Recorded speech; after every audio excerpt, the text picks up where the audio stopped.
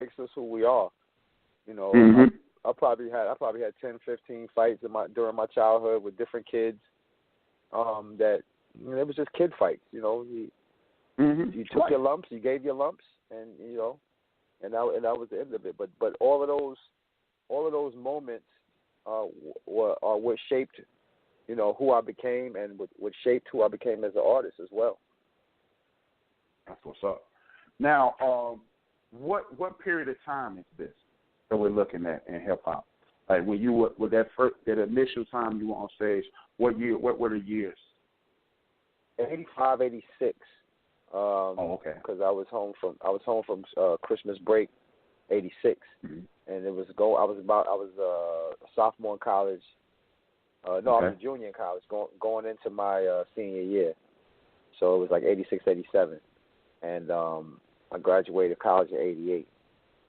So hip hop was budding. It was budding. Right. It was just starting to bloom. Kane wasn't even out yet when I did that contest.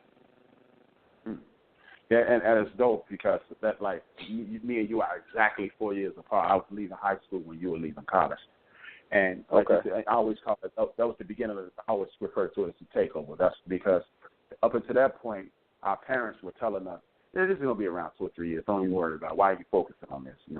I'm beefing with my mom. I'm arguing with her, so I definitely understand exactly where you were, and it's amazing how again, as rich as Chicago is in history, and as rich as the history of music is in Chicago, maybe it was me, maybe it's just me as an individual, but I never saw it like you. I never saw it as a job or opportunity of a lifetime. It was just something that me and the guys from my neighborhood did, and it's like, you have to be on top of this. Now, as you are matriculating through this, how did you get how did that door crack open? What was that when you had that opportunity? What pushed you through right there? What opportunity presented itself so you can be on top of things? Well, that aforementioned contest that I entered, I wound up winning first prize, and first prize was 6 hours of studio time with producer Marley Marl, and that was the break, the opportunity that I needed. I stepped into the studio with Marley Marl and never looked back. Really, the rest is history. It turned into a career, which I didn't think that I had no intentions on it turning into a career at all.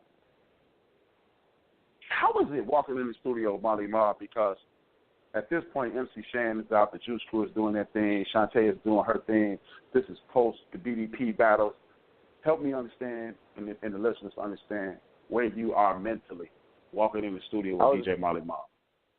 I was very confident in my ability. I was very confident.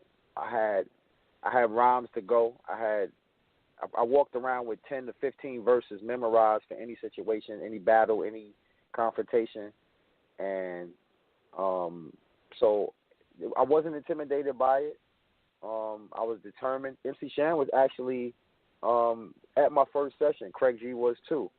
Cool G Rap and Polo actually showed up for a little while I was there as well. But they were they had just got together. They weren't even officially a group yet. They hadn't done any music. It's a Demo was like the next record that was going to come out. They were working on that while I was there. I heard that early. This is like 88 or whatever. And so, but I was confident, man. Like I felt like I belonged there. I felt like, if nothing else, I was going to get a couple of songs recorded and maybe something would get played on the radio. But again, not really seeing it as this was going to be this 30-year career. That's dope. Do you remember any significant battles? Because it's amazing that you were that confident walking in the room, Craig G, Marley Marl, MC Shan, and those guys. Is it any specific battle that just said, I don't care who's standing in front of me, I got him? Yeah, I battled. There was a crew. I don't know how. I mean, you go back pretty far with hip hop, but there was a group. I can't remember the label they were on. They had a couple of records that played in New York. I don't know if they played in Chicago or not, but they were called the Dismasters. Mm-hmm. You ever heard of them? Mm-hmm. Mm-hmm. Okay, well, the Dismasters They put out a bunch of records, and not a bunch, but they put out a couple of singles. But their reputation was that they would go around the borough of Brooklyn battling dudes like at parties and at jams and parks, and like that was what they would. That was just their thing. That's what they did. And I wound up at this party on Fulton Street in Brooklyn, random party, and one of the guys from the Dismasters, a cat named Raven T, was there. And I don't know how this whole thing got egged on, but somebody egged it on somehow. I think he might have been calling dudes out. I can't remember how it went down. All I know is that he and I battled. And at the end of that battle, he came up to me and shook my hand, and he was like, yo, I give it to you. Nobody usually can go round for round with me. That we went about 6 rounds back and forth. And he was getting his yells and cheers. I was getting my yells and cheers. And he gave me my props and was like, yo, you nice. Yo, I can't front. You held your own. You held your own. And I was like, I know I did. What you talking about? Like, you know what I mean? That's what it was. It was like some of his people were even coming up to me like, yo, I never seen nobody give him a problem like that. Usually he'd be crushing dudes. So that was probably the biggest one. Just to make sure, that's like a group. If I'm not mistaken, that's Small Time Hustler, something like that, right? Yep, you got it. Yeah, okay. Just to make sure. Yeah. I had a homeboy who used to travel back and forth from New York, and he used to bring back mixtapes. So okay, I just making sure. Song too. Yeah, it was. Well, yeah, that's awesome, man. Because I mean, okay, you in New York, now you taking on not a big time group, really big time locally. You get this opportunity with Marley Marl. Is this when the symphony came about? Not at that exact moment, but I was working on demos that year, and then he mentions to me that he's working on an album that he wants me to be on, and he wants to take a couple of the demos that we made and put them on the album. And so we did that, and then by the end of the year, we were taking the photos. It was probably like September, sometime in the fall. We were taking the photos for the album cover, and then they were going to be, after the photo shoot, they were supposedly going to be going to his house to record one last song. And they were supposed to be taking G-Rap and Kane, and then MC Shan was I guess was supposed to come, or so I was told was supposed to come as well. And so Marley only had his car, so there was a bunch of people going. I was the only other person driving, so I volunteered to drive, and I really wanted to just hang around and see these guys record this last record. My first time meeting Kane was that day, so I was really curious to kind of see what he was going to spit, and I knew G-Rap was going to do something crazy. I just wanted to be in the room, so I just tagged along. I was Craig G's ride over to the studio, to his crib, and just hung out. And when it came time to rhyme, they were debating about who was going to go first. Nobody wanted to go first. I think everybody wanted to hear the other person rap or whatever before they rapped or whatever. So Marley just looks over at me and is like, yo, you got something? And I like I told you, I always walked around with 10 to 15 verses ready to go at any given time. So I was like, yeah, nothing. And I went in and I spit my verse. And I think the original plan, I thought, was just to kind of get everybody warmed up, and then erase my vocals after everything was recorded. But when it was all finished, he actually liked what I did.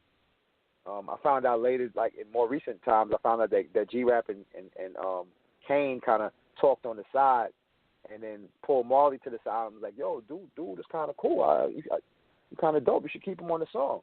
And I didn't know any of this was going on, but I found out that he decided to keep me on the record, and lo and behold, history.